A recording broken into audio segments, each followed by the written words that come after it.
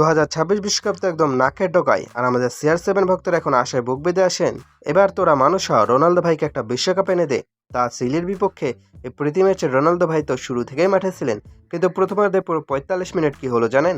কিচ্ছু না, বড় একটা শূন্য। রোনালদো ভাই মাঠে থাকা মানেই যেন গোলপোস্টের চারিদিকে অদৃশ্য কোনো নো এন্ট্রি জোন তৈরি হয়ে যাওয়া। উনি যতক্ষণ মাঠে আছেন বল যেন গোল লাইন চেনেই না। ভক্তরা ভাবছিল ভাইজান কি মাঠে ফুটবল খেলছেন নাকি 2026 বিশ্বকাপের আগে মর্নিং ওয়াক করছেন। প্রথমার্ধ শেষ হলো গোল শূন্য, মানে রোনালদো আছেন তো গোল নেই, এটাই যেন এখন ফুটবলের অলিখিত নিয়ম।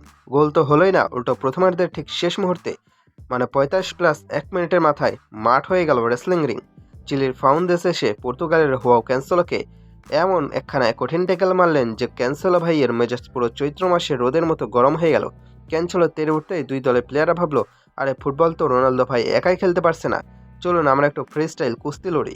এই ঠেলাঠেলি ভিড়ে আমাদের পর্তুগিজ ফরওয়ার্ড রাফায়েল লিয়াও ভাবলেন, শুধু শুধু ধাক্কাধাক্কি করে কি লাভ, একটু সলিড কিছু করা দরকার। উনি স্ট্যান্ড গিয়ে দাঁড়ালেন চিলের ডিফেন্ডার ইভান রোমানের সামনে, আর কোনো কথা নাই, ডিসুম ডিসুম করে একখানা সজোরে পাঞ্চ দেওয়া দিলেন রোমানের গালে।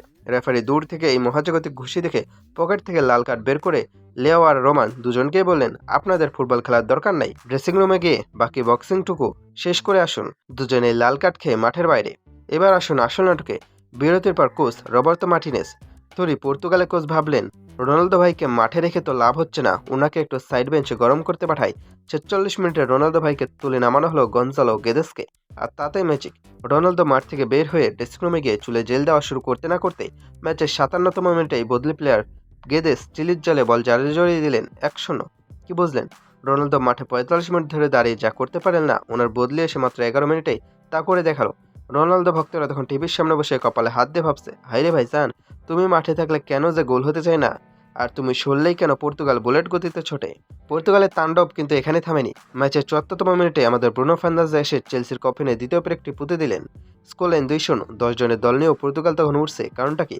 কারণ মাঠে রোনালদো ভাই নেই, সবাই স্বাধীনভাবে পাস খেলছে। অবশ্য ম্যাচের শেষ মুহূর্তে মানে 90+1 মিনিটে চিলি লুকাস সেপেতে একটা গোল শোধ করে চিলির ইজ্জত কিছুটা বাঁচাইছিল, তবে তাতে পর্তুগালের 2-1 গোলে জয় আটকাতে পারেনি। ম্যাচ শেষে ডাগআউটে রোনালদোর হাসিমুখ দেখে মনে হচ্ছিল উনি মনে মনে ভাবছেন, যাক বাবা, আমি না থাকলেও দল তো জিতছে। এই ফর্মুলা দিয়ে যদি 2026 বিশ্বকাপটা ডাগআউটে বসেই জিতে নেওয়া যায় তবে তো মন্দ হয় না।